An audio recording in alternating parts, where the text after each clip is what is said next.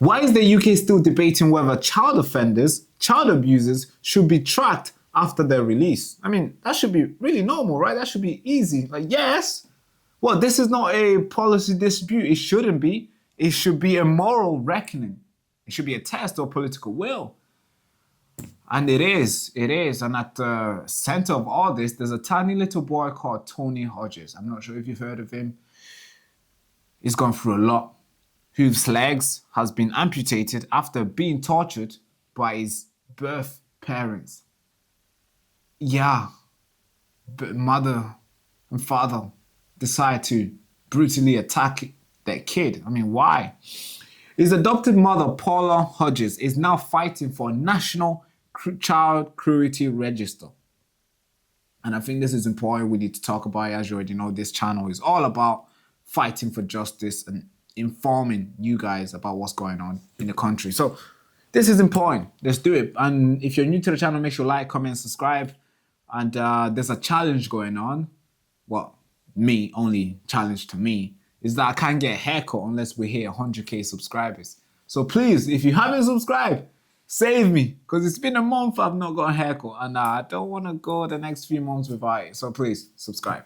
Thank you so much, and let's get with it. Tony Hudgell's story is not just a tragic, it's horrifying. He was just 41 days old when he was assaulted by his birth parents, Mrs. Jodie Simpson and Anthony Smith. The abuse was so severe that a doctor had to amputate both his legs, and he suffered multiple fractures, blunt trauma, and organ failure, and sepsis. The fact that he's still alive, wow.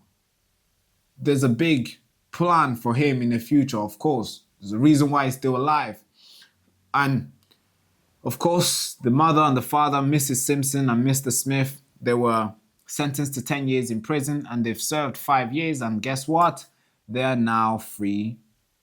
And they're now free to move around. They're now free to start a new, fresh life. And guess what? They are free to be around children again. And that is the problem. Paula Hudgell says, these offenders, I quote, these offenders can go off and start a new family. They could be your neighbors and looking after your child. And that's scary. Doesn't have to be accountable in any way, shape or form for who she's with, what she does. She doesn't have to report in to anybody after those 2 years. No, that's correct. As it stands, her details and that on the database will be archived. So unless somebody's actually inputting her name to try and find the offence, nothing will come up. And that's why we're calling for a child cruelty register. And yet if she was a sex offender, that wouldn't happen. Absolutely. A sex offender, they remain on that register, and the police know their whereabouts, if they change their name, what their name's been changed to, etc. They're still monitored, but Smith and Simpson won't have any monitoring at all. And she is right. There's no system in place to monitor them. There's no warning to new partners, whoever wants to mingle with them. There's no system to warn them. There's no alert for schools or child care provider. Nothing. And the new proposal that she's fighting, the child cruelty register, would mirror the sex offender register. It would basically require the convicted serious cruelty, the offender, to register with police after their release.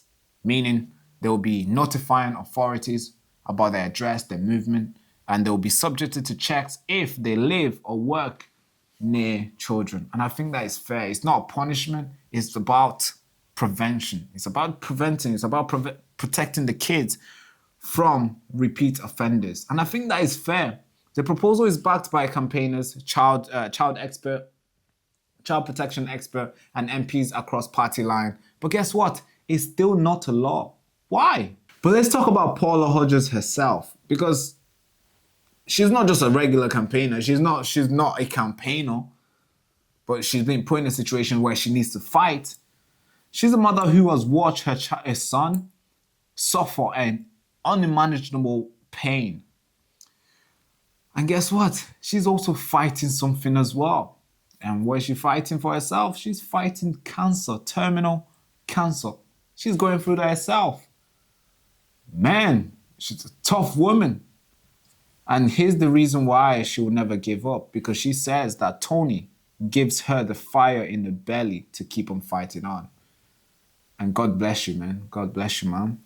This week, Paula Hudgell delivered a message to the MPs and she said, and I quote, "These offenders can go off and start a new family.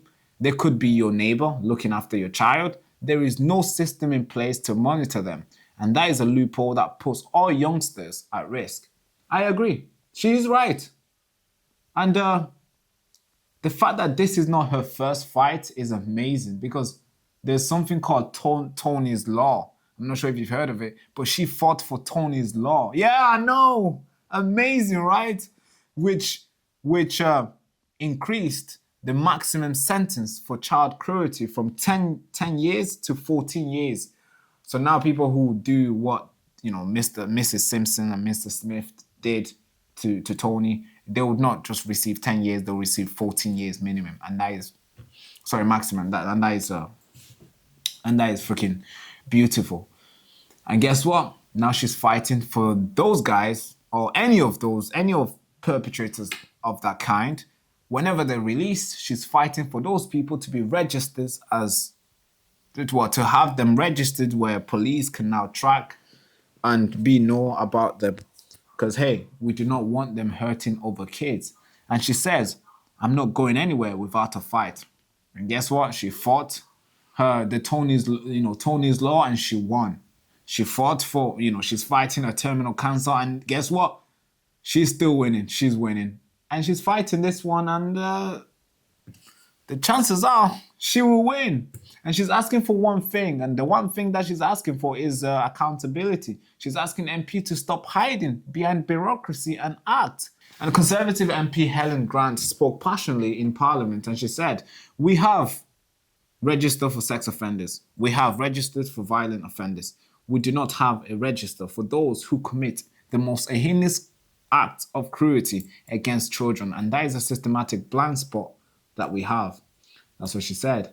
And she called the current system inadequate. And she said the register would close that dangerous loophole. Thank you so much, Ellen. Thank you. Ellen also highlighted the emotional toll of families like Hudgell who basically live through fear and trauma while knowing that the perpetrator is walking freely. Because imagine how Tony is probably thinking right now. That the two people who tried to, let's just say it. The two people who did the thing that they did to him are basically out and about and the police don't know where they are. And imagine how Paula is feeling. Because look at the amount of spotlight she's put on those two perpetrators, the mom and the dad. Do you think she's feeling safe? Of course not, right? So her message is super clear. The message is not about politics, it's about protection of children. And trust me, I am with you on that one. For the past 7 years, I have fought tirelessly for a child cruelty register. And this is because I believe those who commit such a horrific crimes against children should never be allowed to simply disappear from the system once their sentence ends. The register would mean proper monitoring, accountability and protection, not just for Tony, but for every child in our country. This is heartbreaking that right now known abusers can change their names, move to new areas, form new relationships, have more children without any requirement to tell the authorities. This is a loophole that puts all of our children at risk. As Paula's MP, I repeat again that as parliamentarians, we have a duty to do all that we can when we have the chance to, as we do today with this bill, as we do today, to eradicate that terrible, terrible risk. So why is this isn't passed yet? Well, in 2023, the proposal was rejected. This year, it has returned as an amendment to the sentencing bill, but Labour MPs have voted against it, citing procedural concerns. What, really? Justice Minister Mike Frio said government would consider it in the coming weeks. Consider it? That's it? Children are being abused. Offenders are walking freely right now. And you are just saying we're gonna consider it? This is not a partisan issue. It is a moral one. Without a register, offenders can move freely. They can work near children and they can hide their past behavior from their new partner. And authorities have no way to track them. Guess what? It is a recipe for repeat abuse. The UK has cleared law for domestic abusers. Why not have registers for child abusers? This is not about vengeance. It's about vigilance. Children like Tony Hudgell deserve more than sympathy. They deserve a system that protects them. They deserve leaders who act. So, we have to ask the leaders a question. Will they pass the child cruelty register? Or will they let another child fall through the cracks? Because Paula Hudgell is not fighting only for her son. She's fighting for your children, for all of us. And the question is, will lawmakers fight with her, not against her? Anyways, that's all I can report today. I'm Baraka, and this has been your Frontline of Information War. Thank you so much for watching. And make sure you subscribe, because I need to get a haircut. We need to get 100k subscribers. Thank you. You've been silenced for very long, and every time you try to resist, they put you in jail. For my children. You've controlled your mind for so long to the point where you let them decide what your kids should learn, what gender they will be. And now you've let them to come for the whole nation, destroying what Britain once stood up for. They use this media machine not to report the facts to you, but to tell you what to think and what you should do. Always be careful. They're hiding the facts behind the noise, and they're recruiting pedophiles to tell you how to behave. And these politicians you meant to protect you, they're out there smashing your head on the ground. And no jail time for them. This road we've been on has been very dark for a very long time, and it's time to shine a light on the truth and advocate for justice. We the people make the nation, and if we don't stand up and advocate for justice, then we certainly won't make this nation great again. So we have to create a place for that, a place that can contribute to a more informed society. And that place is Next Frontier Media.